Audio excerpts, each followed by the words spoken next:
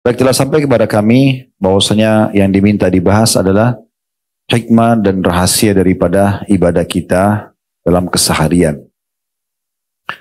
Teman-teman sekalian, sejenak kita merenung ya, dan coba kita pikirkan kira-kira kenapa kita ada di muka bumi ini. Coba duduk antara diri Anda sendirian berpikir. Di saat ini pun, di tempat ini, di majelis ini kita bisa merenung sama-sama. Kenapa saya ada di muka bumi ini? Apa tujuannya? Apa hikmahnya? Apa targetnya? Kenapa saya diberikan dua mata, dua kuping, dua bibir, satu lisan, sekian banyak gigi, lidah, tangan dengan jari-jarinya, kaki dengan jari-jarinya, kemaluan dengan segala macam rumitnya, urat-urat saraf yang ada dalam tubuh kita. Saya pernah melihat satu cuplikan ilmiah tentang anatomi manusia. Itu kalau digambarkan ibaratnya sebuah perusahaan atau pabrik, tubuh manusia itu seperti pabrik yang sangat luas, besar, rumit, terdiri dari ratusan bahkan mungkin ribuan atau ratusan ribu lift dan segala macam petugas di situ. Ya, kalau kita mungkin staff-staffnya yang siap untuk menjaga stabilitas tubuh itu, yang siap untuk menerima makanan dan nutrisi yang merupakan nanti menjadi sumber energi, yang siap untuk menyortir mana yang tidak dibutuhkan sebagai nutrisi akan dibuang jadi kotoran, yang siap mengatur datangnya waktu istirahat dengan mengantuk, juga hilangnya perasaan ingin tidur lagi kalau sudah cukup, yang mengatur sinyal lapar pada saat tubuh kita butuh nutrisi, yang mengatur sinyal kenyang pada saat kita sudah kenyang sehingga kita tidak butuh makan lagi, dan semuanya.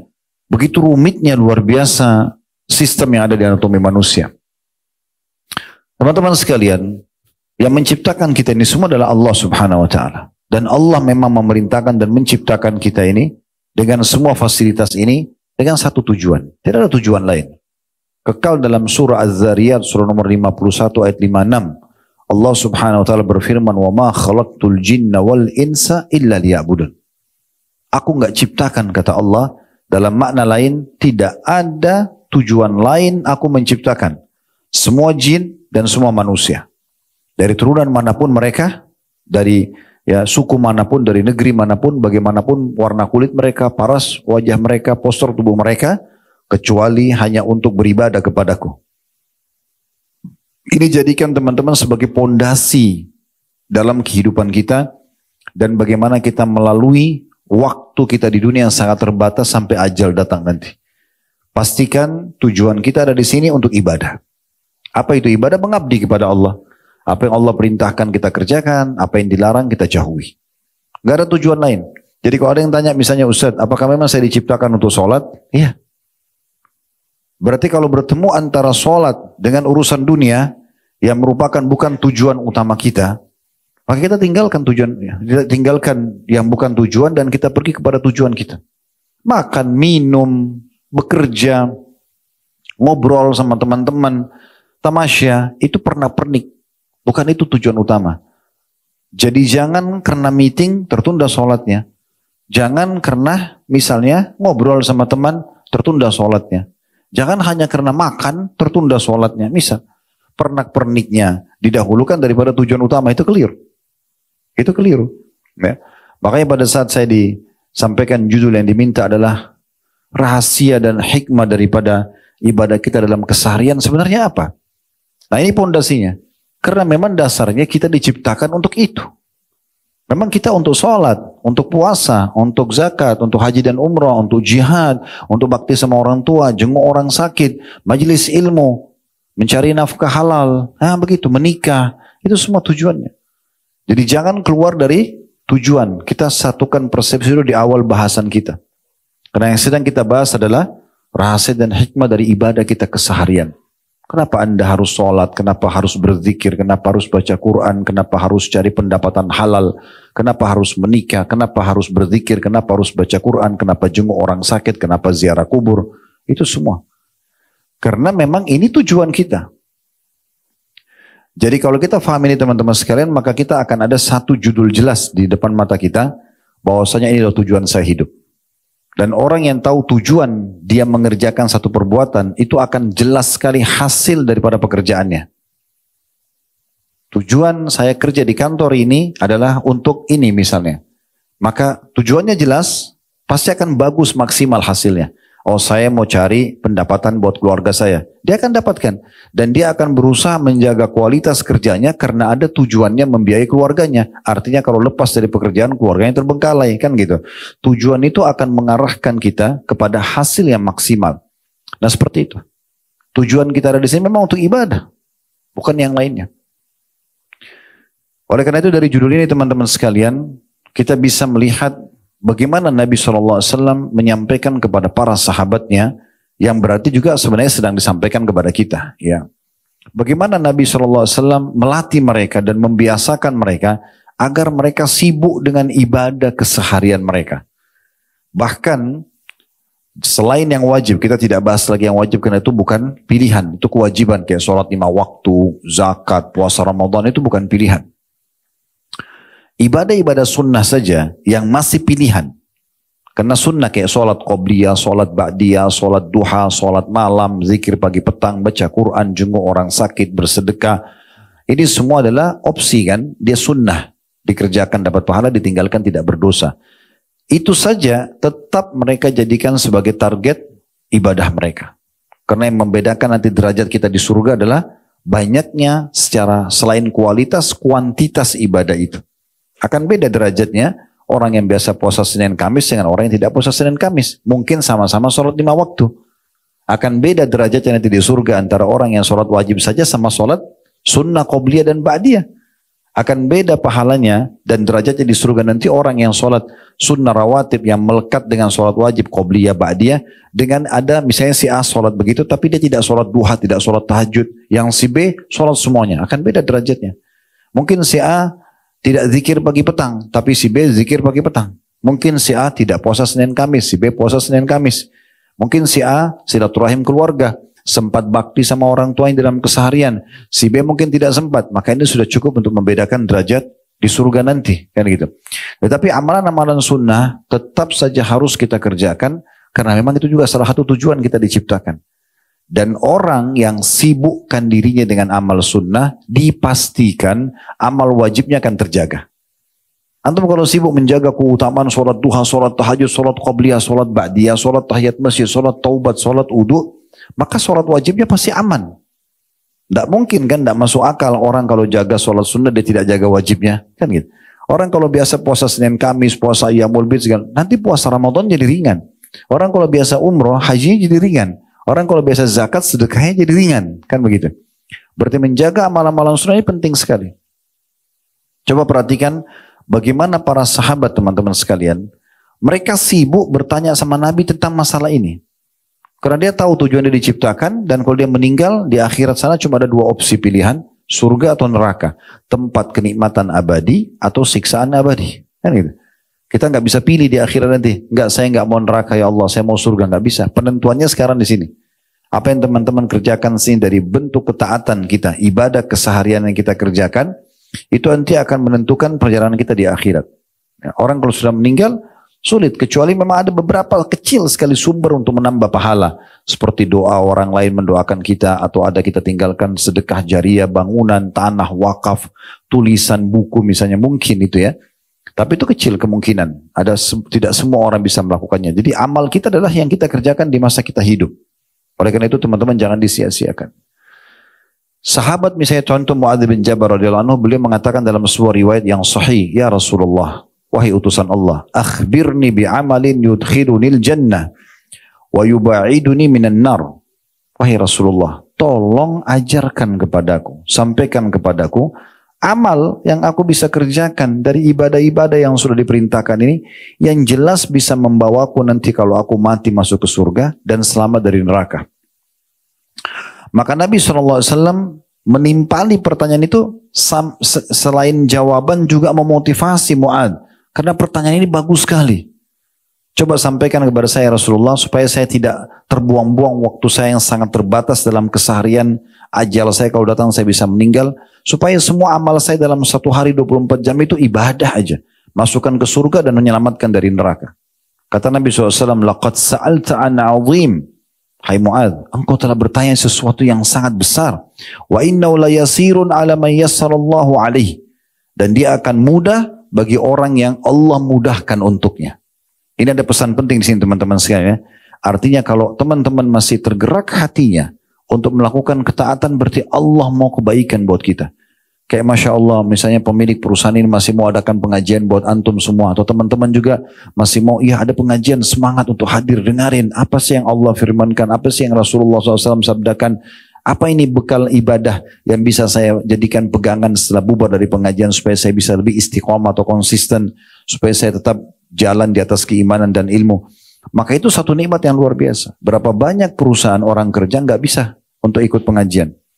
Kami waktu buka restoran di Kalibata City, sebelum pindah di Condet, saya kasih peraturan waktu itu, azan, mohon maaf bukan membandingkan dengan perusahaan lain, tapi saya cuma bicara pengalaman. Saya bilang 10 menit sebelum azan, stop semua orderan. Sampai sekarang Alhamdulillah masih berjalan, sudah 14 tahun restoran kami, itu saya selalu bilang, pokoknya 10 menit sebelum azan nggak boleh terima orderan. Orang yang sudah terlanjur makan ya nggak ada masalah. Tapi kalau baru mau terima orderan nggak boleh. Break semuanya, sholat. Gitu. Nah waktu itu, waktu di Kalibata, karena dia mall, dia pakai rorindor. Kalau di Condet sekarang kan kita tutup sendiri. Nggak pakai rorindor dia. Jadi kalau kita tutup itu, ditulis itu. Ditempel sama ikhwah, ada print-printan, kami sedang sholat.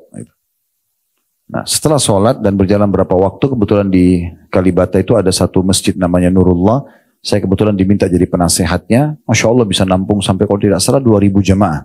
Sebagai fasumnya 14.000 unit apartemen di situ. Habis sholat di situ berjamaah biasanya saya baca kitab Al-Kabair, ya, dosa-dosa besar, kultum saja untuk semua jemaah termasuk staf kami. Kemudian kita bubar kembali buka restoran. Apa yang terjadi? Beberapa teman-teman kita Muslim itu kejadian nyata di sebelah restoran kami ada beberapa tempat di situ Muslim mereka datang lalu tanya kepada staf kami. Itu yang ditulis kami sedang sholat memang itu dibolehkan sholat, diizinkan. Kata teman-teman yang kerja sama kami, ya bahkan kita diwajibkan sholat. Tidak boleh. Kalau di kantor saya lebih tegas lagi. Kita keluarkan SP bagi yang tidak sholat. Gitu kan. Jadi kita tegas dalam masalah itu. Akhirnya dia bilang, enak sekali ya. Kami, ini bahasa mereka ya. Kami kerja di tempat-tempat kami sekarang. Padahal bersebelah-sebelahan situ. Jangankan sholat 5 waktu. Sholat Jumat saja nggak diizinkan. Nggak diizinkan. Ya. Apalagi mau bicara sholat 5 waktu. Itu contoh. Jadi kalau ada perusahaan kita masih izinkan, ayo sholat. Bahkan owner mengatakan, ayo sholat. Atau teman-teman kita diizinkan sholat. Itu luar biasa. Saya waktu itu pernah diundang oleh KBR kita di Tokyo, di Jepang. 10 hari pertama Ramadan, selama 10 hari saya di sana. Ada 2 orang dari orang Indonesia, orang kita. Datang 6 jam naik kereta. Saya lupa nama kota mereka cukup jauh. Datang terus mengatakan, Ustaz, kami berdua ini kerja di pabrik. Kami nggak boleh sholat karena pemiliknya itu penyembah matahari. Kan orang Jepang nyembah matahari. Dianggap kaisar mereka itu anaknya dewa matahari mereka. Jadi secerdas apapun mereka urusan dunia mereka nggak tahu Tuhan gitu ya. Tapi yang jelas kami nggak boleh sholat. Apa solusinya? Lalu saya bilang, kalau seandainya Anda sholat dilarang. Dia bilang dilarang karena bagi dia itu tidak penting. Memotong waktu kerja. Mereka harus selalu pekerjaan dikerjakan dan bagi mereka bagaimana produktif untuk mendatangkan uang. Oke, kalau pamit ke toilet bisa nggak? Bisa. Dibatasi waktu nggak? Enggak kalau toilet. Oke. Solusi dari saya, ini khusus buat mereka ya, ini bukan fatwa umum. Karena mereka nggak bisa lagi. Kalau enggak mereka nggak sholat. Lalu saya bilang, oke, kalau begitu, ke toilet, uduk, kemudian langsung sholat di gang-gang pabrik itu aja. Sholat wajib saya, nggak usah sholat sunnah. Sholat subuh kan tidak mungkin kerja subuh. Mereka paling di pabrik itu duhur sama asar ya. Mereka sudah selesai sore, seperti orang kerja. Jadi sholat duhur 4 rakaat. Maksimal 5 menit, 7 menit selesai.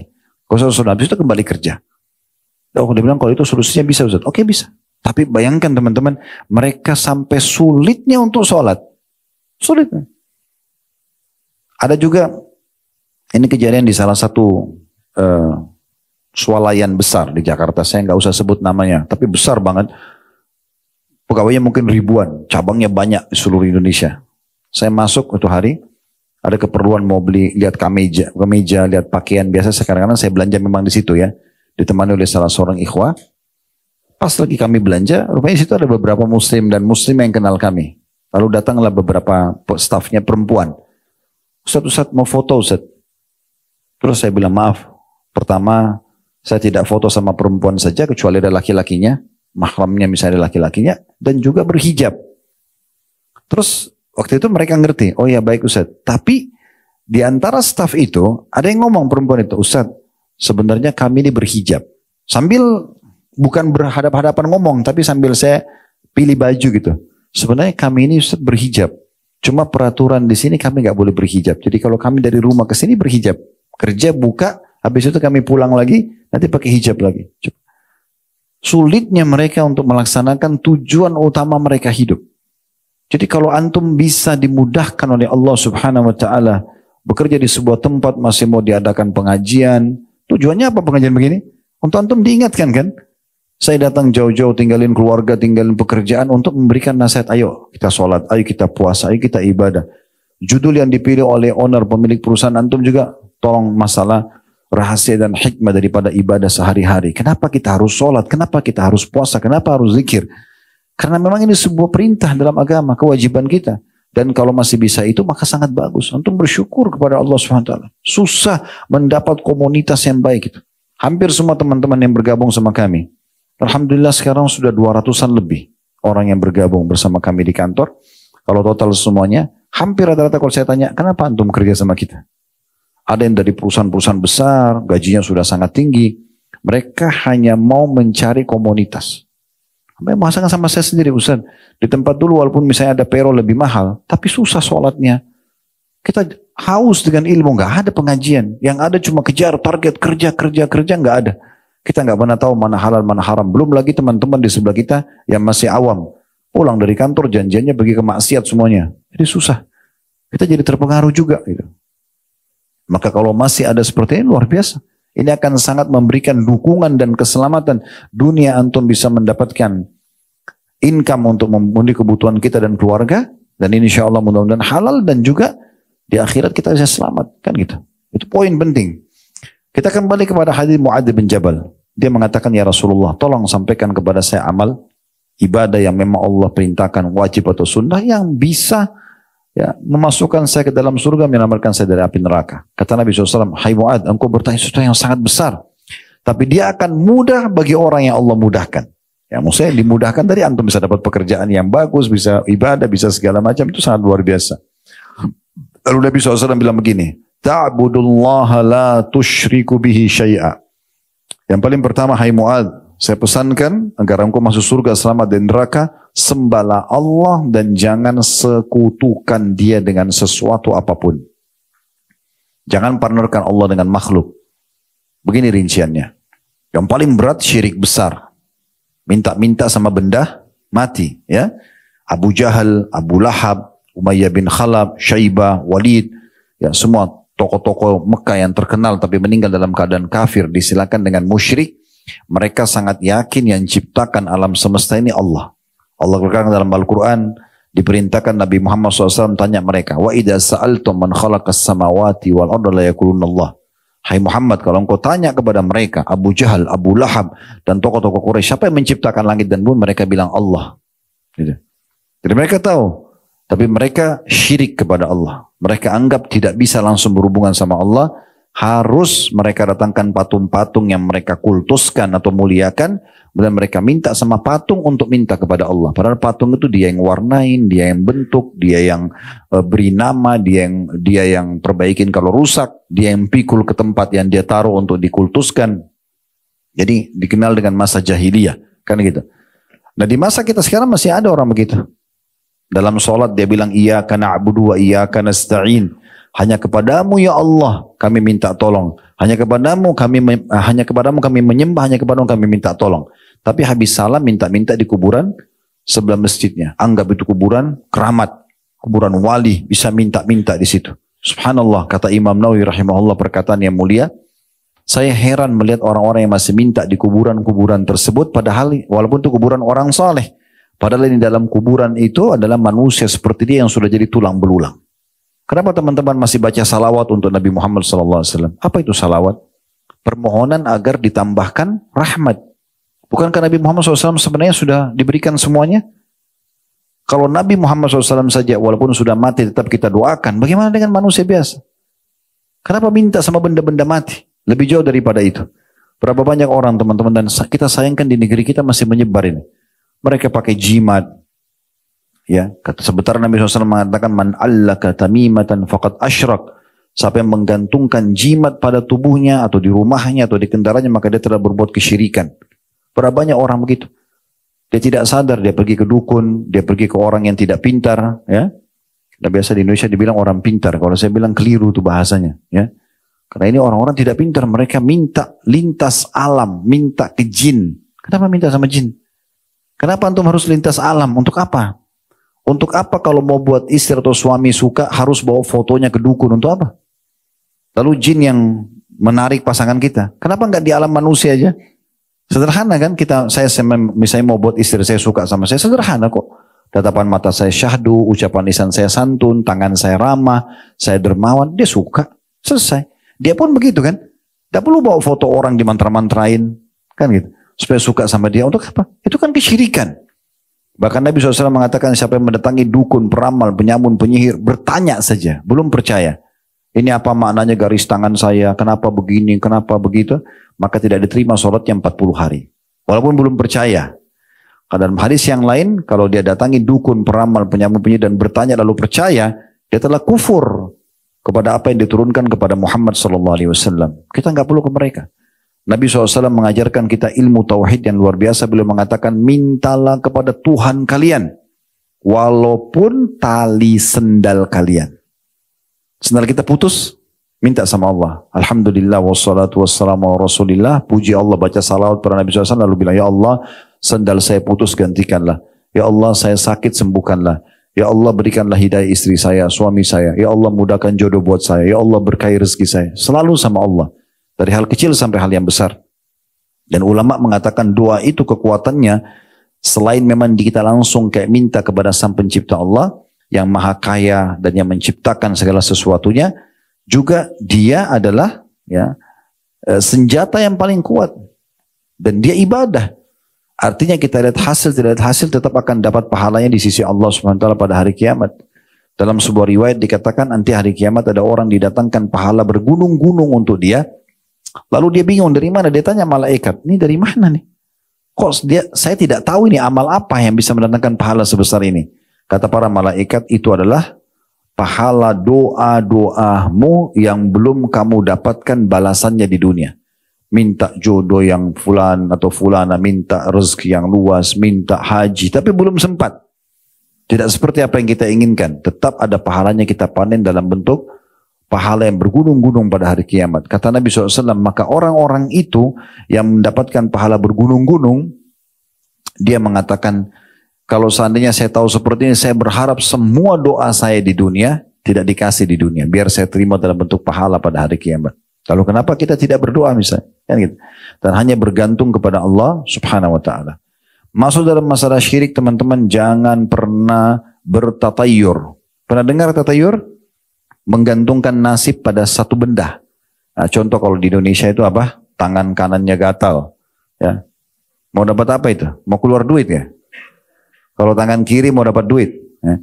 Kalau ini benar teman-teman sekalian, gatalin aja tiap hari. Kan enggak usah kerja. Oh tangan kiri gatal mau dapat duit nih. Gatalin aja tiap hari. Datangin ulat sekalian gitu. Taruh. Kan bisa.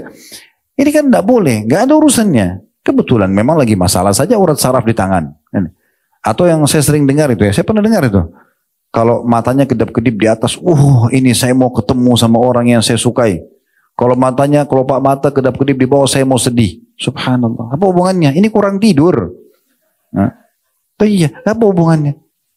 Sampai ada orang pernah gitu, di depan mata saya dia bilang, aduh nih, saya mau nangis apa lagi nih? Ngomong gitu. Ya, saya mau nangis apa lagi nih karena kelopak mata. Saya, kenapa? Saya bilang, kenapa ngomong gitu? Ya karena kelopak mata saya di bawah kedap-kedip.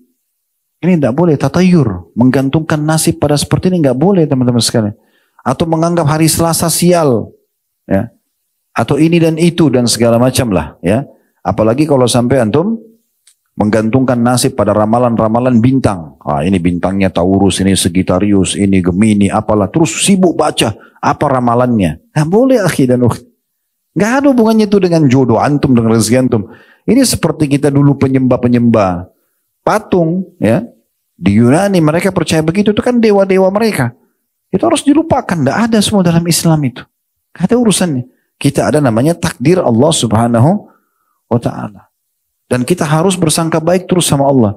Sederhana sebenarnya. Kalau kita kerja di satu perusahaan seperti ini, selama antum menjadi pegawai yang baik, ya, on time kalau kerja, ya, memberikan hak perusahaan, antum juga akan dapat hak antum kan? Gak ada alasannya apa dikeluarkan, alasannya apa nggak dikasih bonus kecuali pemimpinnya atau pemiliknya curang. Tapi itu tidak mungkin, jarang terjadi. Kalau terjadi tidak ada perusahaan yang bisa berkembang. Persentase pemilik perusahaan yang curang itu kecil sekali. Di bawah 10%, di bawah 5% bahkan. Dari semua total perusahaan di muka bumi ini, umumnya orang jujur karena dia mau perusahaannya maju. Kan gitu.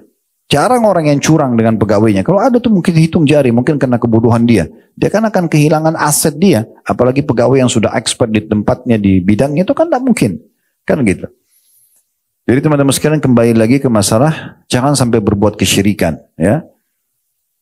Termasuk juga ini tidak usah pakai khadam-khadam. Ya. Iya, selalu gitu. Dianggap tidak apa-apa kan yang saya pelihara itu kan jin muslim. Tidak ada sejarahnya. Allah membuat jin tidak kelihatan, nggak usah dipanggil, nggak usah berteman. Kita nggak, Allah buat mata kita nggak lihat. Kita tidak tahu bahasanya, kita tidak tahu rupanya. Kenapa antum sengaja bersemedi di gunung, di lautan, panggil-panggil, wahai penjaga gua, wahai pada ini dan itu. Ya, ini subhanallah, perhatikan baik-baik sebab turunnya surah jin.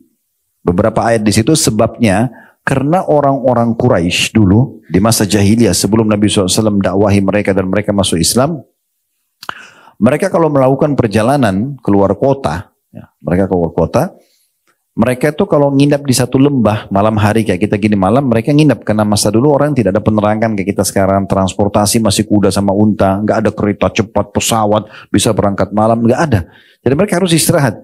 Nah, tradisi mereka kalau mereka turun di satu lembah, pemimpin kafilahnya, ya, itu ngumpulin dari semua orang yang ikut di grup itu, grup safar itu. Ayo siapa yang mau nyumbang? Yang ini nyumbang makanannya, ini nyumbang uangnya, ini nyumbang minumannya. Lalu pemimpin kafilah itu, grup perjalanan itu, kalau kita sekarang tour leadernya, ya, itu kemudian pergi ke tengah-tengah lembah, lalu dia bilang begini, wahai penjaga lembah, ini setengah bekal kami, jangan ganggu kami. Padahal lembah itu nggak ada apa-apa, dia aja sendiri yang karang-karang. Allah menggambarkan dalam surah jin, maka jin-jin, syaitan-syaitan ada di sekitar lembah itu, fazaduhum rahaqa, makin membuat mereka ketakutan, makin terdengar suara, makin diganggu. Padahal sebenarnya awalnya, teman-teman sekalian harus pahamin ya, jin itu takut sama manusia, tunduk sebenarnya. Semua hewan itu tunduk sama manusia, karena manusia itu adalah khalifah. Ini anggap kalau di lokasi ini, dulu misalnya belum ada rumah-rumah, mungkin di sini banyak hewan, ya nggak? Sekarang kalau tidak ada manusia banyak hewan nggak? Banyak kan, ada ular, ada ini, ada itu, banyak.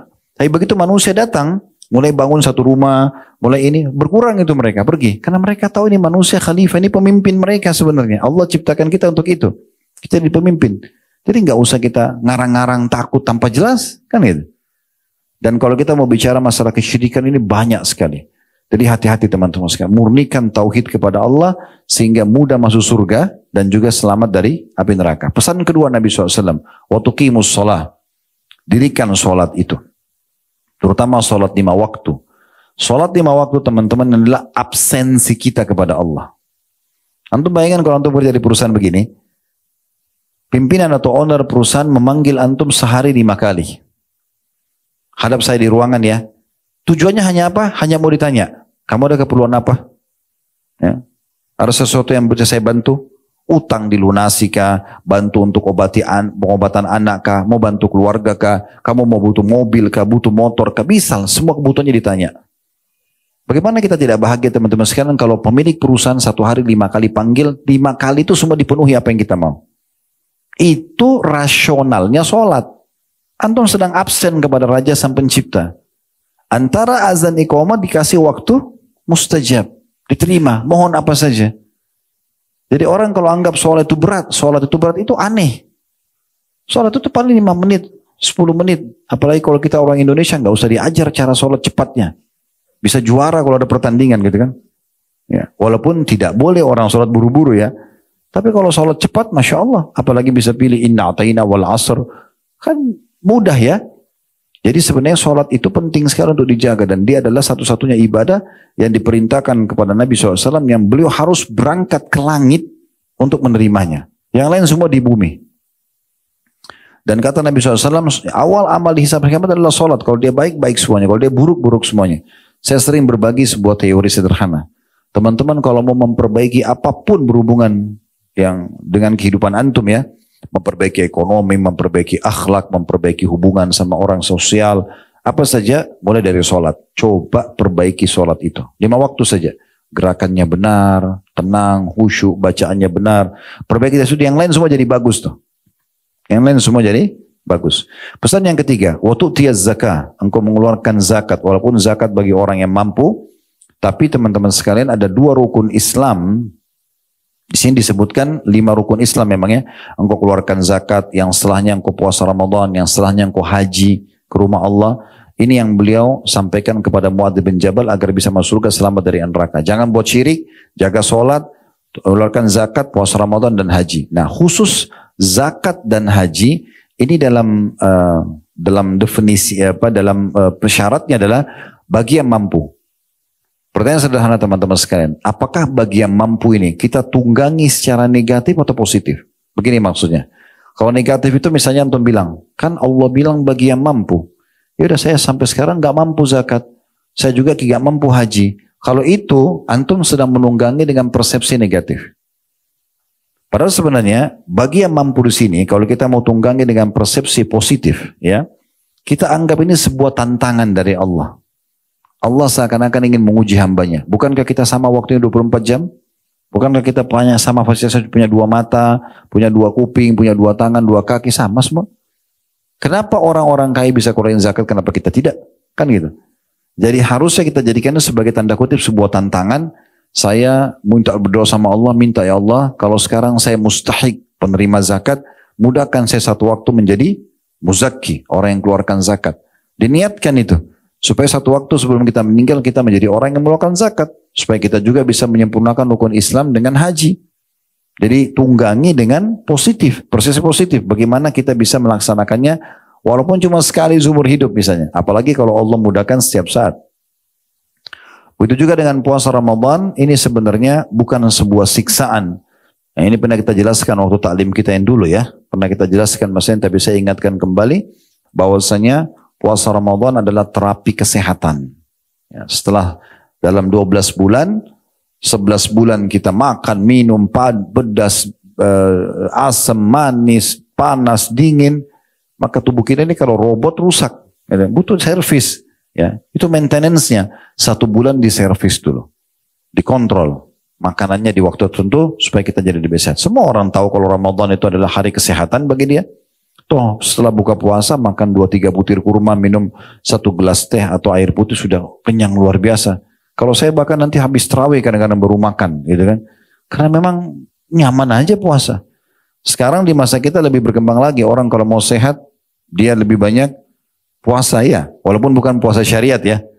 12 jam, 14 jam tidak makan. Katanya sehat. Ya, sebenarnya umat Islam tanpa penemuan itu pun kita sudah disuruh puasa. 1 minggu kita 2 hari puasa Senin Kamis, kita sebulan ada puasa Ayyamul Bid, setahun ada puasa Ramadan.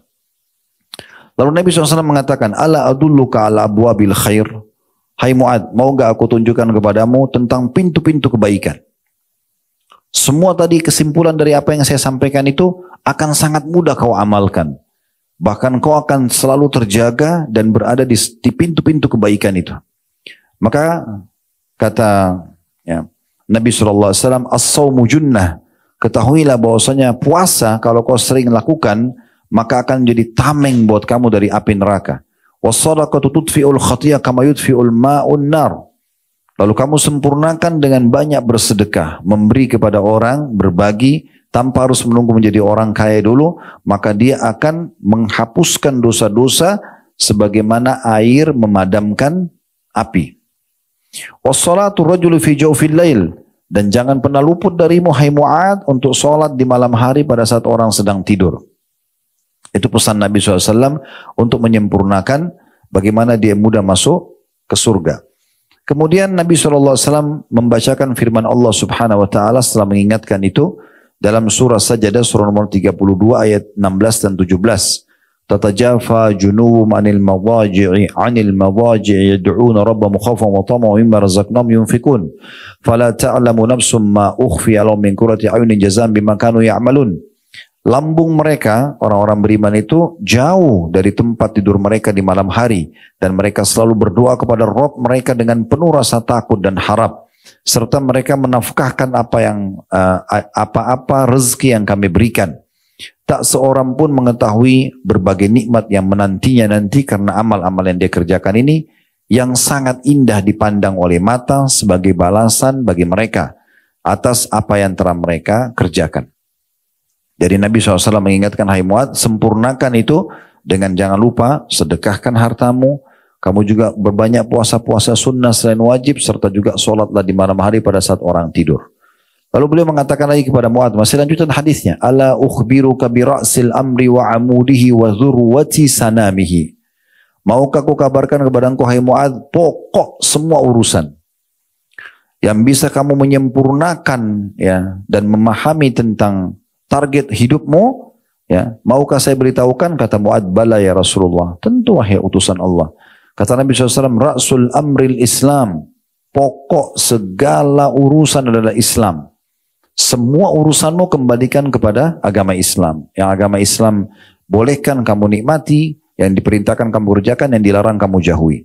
Wa amuduhu shalah, dan tiangnya agama adalah solat. Artinya kamu kapan sudah solat, kamu akan baik urusan yang lainnya.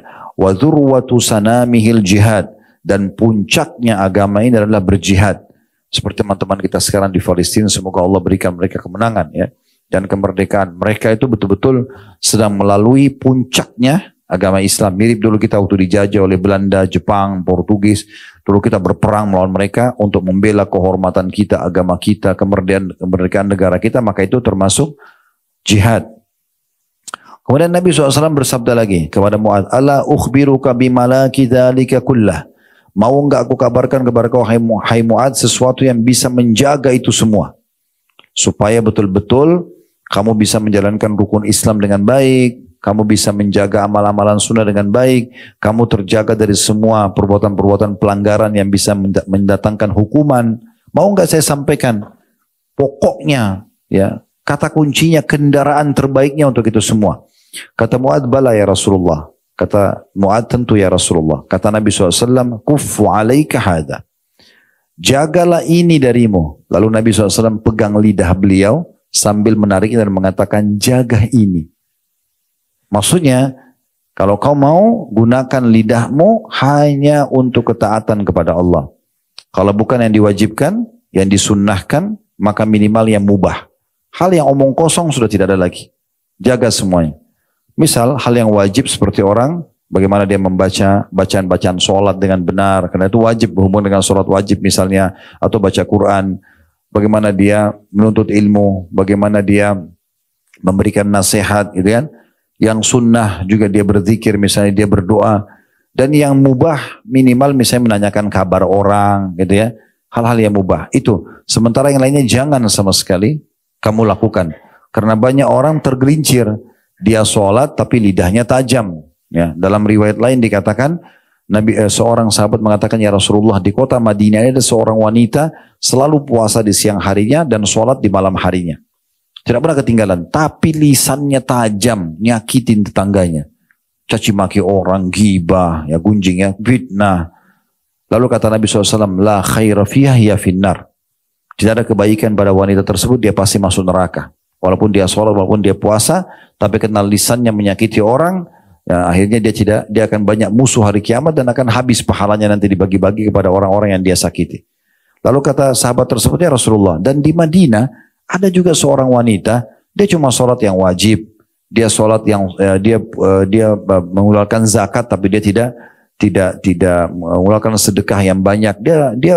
Dia puasa Ramadan, dia tidak puasa sunnah, tapi lisannya nggak pernah nyakitin orang. Kata Nabi SAW, kebaikan ada padanya dan dia di surga.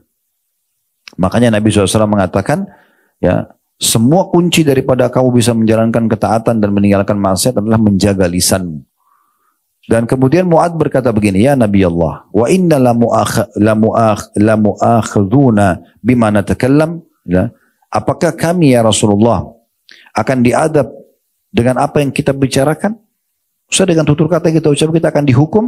Maka kata Nabi SAW, thaqulat ka ummuka wa hal yakubbun nasa ala ujum aw qala ala manakhirihim illa hasaidu alsinatihim. Hai Mu'adz, celaka kamu kalau kau tidak tahu masalah ini. Bukankah mayoritas orang ditelungkupkan wajah-wajah mereka dan diseret dalam api neraka karena akibat lisan-lisan mereka. Hadis ini diriwayatkan oleh Tirmidzi. Kalau kita simpulkan sebenarnya hadis ini bagaimana? Ya, Nabi SAW mengajarkan kepada Mu'adz, ini loh ibadah keseharian yang kau harus jaga. Dengan ini kau akan masuk surga, kau akan selamat dari api neraka. Kisah yang lain Abu Hurairah radhiyallahu anhu dalam riwayat yang sahih juga. Beliau pernah mengatakan, ya Rasulullah, dulluni ala amalin idza amiltu dakhaltul jannah. Tunjukkan kepadaku wahai Rasulullah. Maaf, ini hadis Abu Hurairah, tetapi dia menceritakan tentang seorang Arab Badui yang datang kepada Nabi SAW lalu mengatakan, ya Rasulullah, tunjukkan kepadaku tentang amal yang apabila aku lakukan aku bisa masuk surga. Maka Nabi SAW mengatakan, ya, mirip dengan tadi perjawaban kepada Mu'adz bin Jabal, engkau menyembah Allah tanpa mencukutukannya, engkau sholat 5 waktu, jalankan zakat, puasa Ramadan. Kemudian orang tersebut mengatakan, walladzi nafsi biyadi la azidu ala hadha. Kalau memang itu yang anda perintahkan ya Rasulullah, demi Allah aku tidak akan menambahnya. Udah itu aja aku kerjakan. Maka ketika orang itu pergi, kata Nabi SAW, man sarrahu an yandura ila rajulin min ahli jannah fal yandur ila hadha. Siapa yang ingin melihat penghuni surga, lihat kepada orang ini. Jadi sebenarnya teman-teman sekalian dengan mengerjakan sesuatu yang diwajibkan sudah cukup masuk ke dalam surga selamat dari api neraka. Tapi kalau mau derajat-derajat yang tinggi, fasilitas lebih bagus lagi, ya, maka kita harus tambah dengan amalan-amalan sunnah. Begitu juga dengan Atha bin Abi Rabah rahimahullah, seorang ulama tabi'in. Beliau mengatakan, qala li Ibnu Abbas. Ibnu Abbas radhiyallahu anhu sahabat Nabi pernah berkata kepadaku, ala urika imra'atan min ahli jannah. Mau enggak aku tunjukkan kepada kamu wanita ahli surga? Maka kata Atha bin Abi Rabah, seorang tabi'in, tentu saja. Murid bilang sama gurunya. Maka kata Abdullah bin Abbas, hadil mar'atus sauda. Ada seorang wanita berkulit hitam di masa Nabi SAW. Atatin Nabiya SAW faqalat inni usra'. Dia mengatakan, ya Rasulullah, perempuan ini datang dan mengatakan, ya Rasulullah, sesungguhnya saya sedang diuji dengan penyakit dan penyakit saya ayan, ya, epileps, ya. Wa inni ataqasyaf fad'u Allah li. Dan kadang-kadang kalau kambuh, saya tidak kontrol diri saya, aurat saya terbuka, gitu ya. Saya malu. Tolong doakan supaya saya sembuh. Maksudnya dia minta Nabi doakan spontan sembuh di saat itu. Tidak melalui proses pengobatan. Doa Nabi mujarab langsung sembuh. Maka kata Nabi SAW, in syi'ti sabarti walakil jannah. Kalau kau mau, kau sabar. Dan pasti balasannya surga. Ujian yang sedang datang, kamu nikmati prosesnya. Kamu berdoa, iya. Kamu ikhtiar berobat, iya. Tapi kamu nikmati prosesnya. Sabar itu kan bukan berarti orang tidak beraktivitas dan cari solusi, tidak. Sabar itu bukan duduk manis dan elus dada, tapi sabar itu menerima takdir Allah kemudian ikhtiar cari jalan keluar. Kalau kamu mau sabar, tidak spontan, ya, langsung saya doakan langsung sembuh, maka bagimu surga. Ya. Wa in syi'ti da'utullaha an yu'afiyaki. Tapi kalau kau mau, saya juga bisa doakan sekarang spontan, langsung kau sembuh, tapi nggak ada jaminan surga. Surga nanti bisa kamu dapatkan dengan cara lain. Tapi ini sekarang penyakitmu, kalau kau sabar, nikmati prosesnya, tetap berobat, tetap berdoa, tapi tidak instan, maka bagimu surga. Maka perempuan itu langsung mengatakan, aku akan bersabar. Kalau gitu bersabar saja. Nikmatin aja prosesnya. Toh juga nanti fa inna ma'al usri yusra, di setiap usaha ada kemudahan. Lalu kemudian perempuan itu mengatakan, tapi ya Rasulullah, inni atakasyaf Tapi ya Rasulullah, saya kadang-kadang kalau kambuh sering terbuka aurat saya. Fadu'ullah li alla atakashaf. Fada'alaha. Kemudian dia mengatakan, tolong berdoa kepada Allah agar saya kalau kambuh tidak terbuka aurat saya. Maka Nabi SAW pun mendoakan wanita tersebut. Ya. Begitu juga teman-teman sekalian, tentang kisah cukup banyak di antara para sahabat Ridwanullah alaihim yang mereka memang betul-betul mengejar surga, ya, dan sibuk dari amal ke amal yang lain. Cukup banyak ya kisah tentang subhanallah Umair bin Humam radhiyallahu anhu di perang Badar, di mana beliau pada saat Nabi SAW mengatakan waktu pasukan sudah mau berperang satu sama yang lain, kumu ila jannati arduhas samawati wal ard, bangkitlah kalian sekarang dan kejarlah surga dengan cara mati syahid, ya, yang luasnya seluas langit dan bumi. Maka Umair tiba-tiba mengatakan, ya Rasulullah, arduhas samawati wal ard, wahai utusan Allah, Anda sedang membahas surga yang kalau saya berperang sekarang di sini, saya terbunuh oleh orang-orang Quraisy ini, cuma ditusuk pisau, kena tombak, kena anak panah, saya mati. Saya masuk surga yang luasnya seluas langit dan bumi. Kata Nabi SAW, iya. Lalu orang itu, si Umair mengatakan, bakhin, indah sekali ya. Dan sangat mengagumkan. Maka Nabi SAW mengatakan, ma yahmiluka ala qawlika bakhin.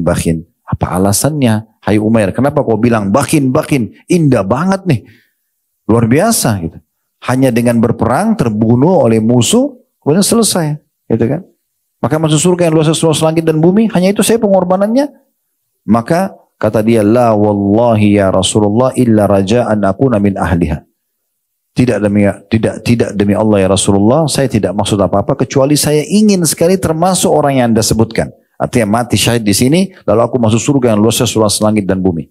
Kata Nabi SAW, fa innaka min ahliha. Kau termasuk ahli surga itu. Lalu kata dalam riwayat ini dikatakan pada saat itu Umair ini lagi pegang beberapa butir kurma dan dia sempat mau makan dulu, niatnya makan baru dia berperang, mati syahid. Tapi subhanallah waktu dia makan satu, dia lagi berpikir, tiba-tiba Allah ilhamkan dalam hati, lalu dia berpikir, kalau saya harus habiskan kurma ini lalu saya tunggu saya mati, lama banget. Dia buang, kemudian dia berperang sampai dia mati syahid. Ya. Jadi mereka memang sangat mencintai ibadah-ibadah yang diperintahkan karena mereka tahu itu adalah tujuan mereka hidup. Mungkin sebagian orang, teman-teman sekalian, ini mungkin sebagai penutup, kalau ada yang mau bertanya setelah ini silahkan. Jadi mungkin ada sebagian orang masih berpikir tentang masalah mati, ya. Jadi teman-teman kita di Palestina, biasanya kan kita cuma lihat secara kasat mata ya. Kepalanya hancur, kena rudal, rumahnya hancur, kena puing. Kita kadang-kadang cuma lihat dengan kasat mata. Teman-teman harus faham ya. Kenapa umat Islam dari masa Nabi sampai hari kiamat nanti kalau disuruh perang, kalau yang faham teorinya pasti mereka mau. Dan pasti mereka kejar matinya. Orang-orang yang masuk medan perang itu kejar mati. Karena mereka tahu kejar mati syahid. Menang itu nomor 2. Target utamanya bagaimana mati syahid. Jadi itu perbedaan dasar antara pasukan Islam sama pasukan non-Muslim. Karena pasukan Islam targetnya masuk mati. Umat Islam tidak kenal namanya kalah. Mereka menang mereka mati syahid, terbunuh semua pun. Misalnya kita 10.000 orang pergi perang, semua mati terbunuh. Itu bukan kekalahan, itu kemenangan. Target utama kita mati syahid. Supaya masuk surga.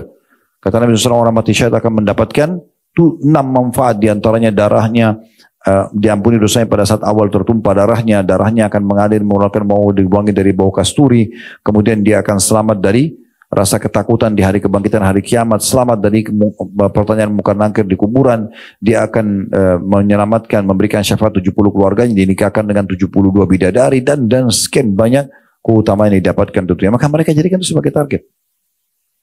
Kenapa sekarang umat Islam sangat berani teman-teman sekalian? Kalau yang sudah paham ini untuk supaya dia mati syahid.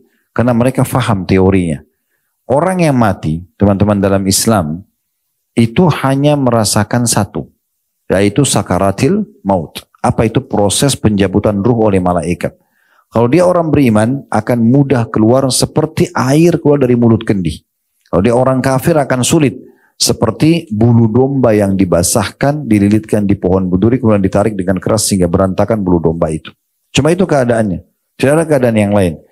Dan orang, kata Nabi SAW, yang mati syahid, tidak akan pernah merasakan sakitnya, baik itu cuma ditusuk sedikit, ya, atau ditebas lehernya, atau kena rudal hancur, atau kena bangunan rubuh misalnya, atau mungkin dilidas oleh mobil tank, mereka tidak akan merasakan sakit kecuali seperti cubitan saja. Tidak ada rasa yang lain. Jadi jangan antum terpengaruh dengan fisik mereka yang kepalanya hancur, rumahnya hancur, kena puing. Itu nggak ada masalah buat mereka. Hamzah itu radhiyallahu pada saat ditemukan jenazahnya di perang Uhud, hidungnya dipotong, dadanya dibelah, darah semuanya. Itu Nabi lihat, Nabi sempat sedih, gitu kan? Tetapi Allah menghibur Nabinya Muhammad SAW sambil menyampaikan, Hamzah adalah pemimpin para syuhada dan dia akan bertelekan di dipannya di surga. Dia akan masuk surga. Jadi fisik tidak ada pengaruhnya. Oleh karena itu orang kalau lagi dipanggil untuk jihad bagi orang muslim yang faham, dia tidak akan takut. Karena bagi dia tidak akan rasakan lagi peluru yang kena tubuhnya, pedang yang menebas, dia tidak dirasa lagi. Dia cuma lihat malaikat cabut ruhnya, selesai. Ya, dan bisa saja, bukan bisa, memang begitu orang-orang beriman akan merasakan mudah. Dan dalam hadis kata Nabi SAW, demi zat yang jiwaku dalam genggaman Allah, maksudnya demi Allah, aku berharap aku terbunuh di medan perang, dihidupkan lagi. Terbunuh lagi, dihidupkan lagi, sampai 10 kali. Karena besarnya pahala yang akan didapatkan dengan orang yang mati syahid. Dan dalam hadis-hadis yang sahih disebutkan, tidak ada orang yang mati, tidak ada orang muslim yang masuk surga, berharap kembali lagi ke dunia kecuali orang yang mati syahid. Tujuannya bukan untuk makan makanan enak, kumpul sama istri atau keluarga, bukan. Supaya dia mendapatkan proses terbunuh lagi, lalu dia dapat balasannya seperti yang dia dapatkan. Jadi yang dirindukan orang mati syahid itu justru tusukan musuhnya, tebasan pedangnya, kena peluru, itu yang dirindukan. Karena hitungan detik, lalu dia dapat semua ini. Surga yang luasnya seluas langit dan bumi. Kan gitu. Jadi mereka berharap kembali ke dunia untuk merasakan lagi proses itu. Maka teman-teman sekalian, semua perintah agama punya hikmah-hikmah yang sangat besar. Dalami lebih dalam supaya kita fahami. Sehingga tidak ada perintah-perintah ibadah ini jadi beban buat kita. Apapun yang jadi beban dalam keseharian kita, kalau dalam ibadah apa saja, misalnya teman-teman coba muhasabah, introspeksi diri sendiri, apa di antara ibadah yang kita masih malas lakukan. Nah nanti kita bisa perbaikin dari ibadah itu. Misalnya antum sudah jaga sholat 5 waktu, tapi masih malas sholat sunnah. Nah sekarang tinggal kita perbaikin bagaimana sholat sunnah ditingkatkan. Caranya sederhana, dengan membaca keutamaan sholat sunnah.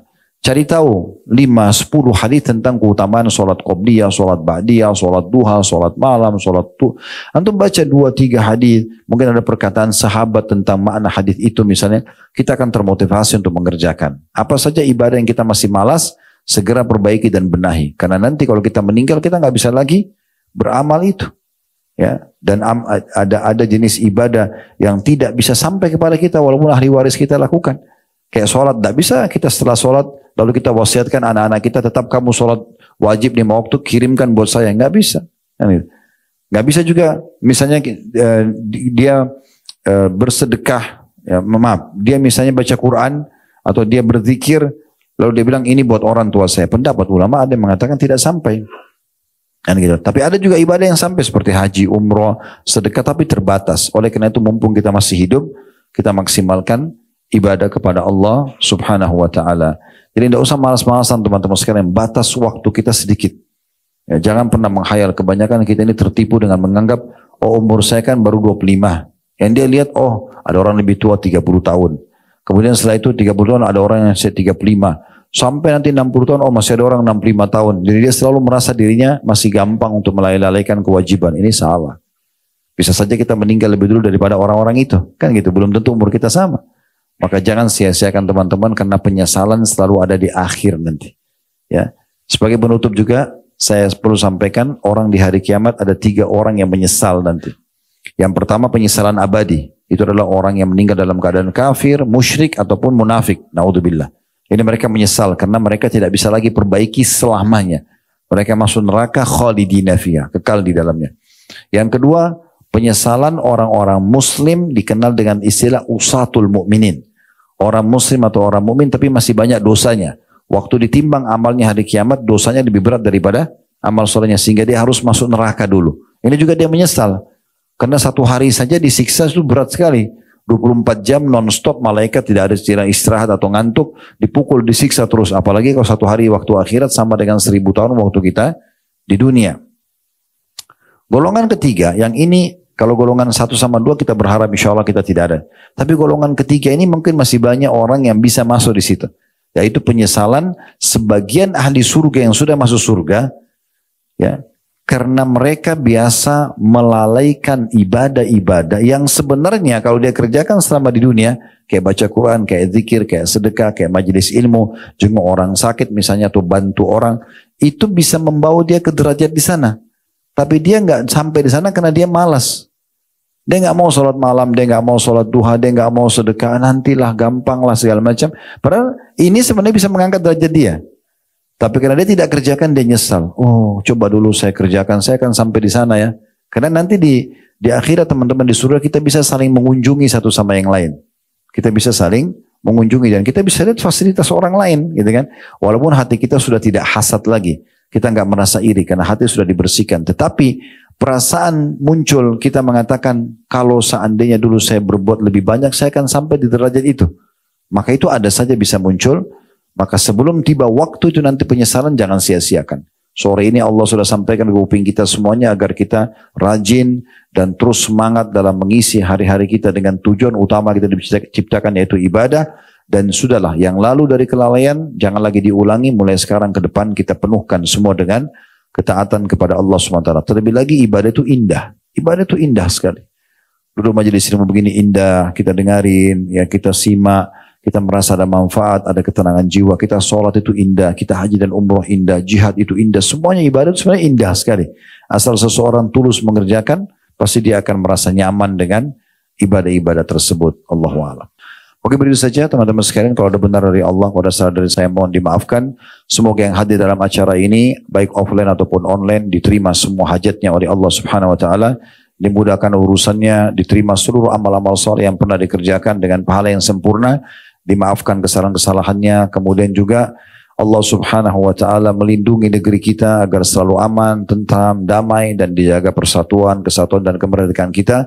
Dan Allah selalu pandu para pemimpin kita untuk menjalankan tugas dengan baik dan menjadikan kita masyarakat yang bergotong royong dengan pemerintah untuk menjalankan amanah dan juga perkembangan dan menjaga persatuan dan kesatuan kita. Dan selalu kita doakan saudara-saudara kita di Palestina yang sedang tertindas dan dimanapun di muka bumi, semoga Allah ikhlaskan niat mereka, terima para syuhada mereka, muliakan Islam di tangan mereka dan tangan kita semua, dan semoga Allah ikut sertakan kita bersama mereka di pahala, baik dengan doa, dengan harta, juga dengan jiwa kita, dan semoga Allah menyatukan kita semua di surga Firdausnya tanpa hisab, mana disatukan dalam majlis ilmu yang mulia ini. Allahumma amin.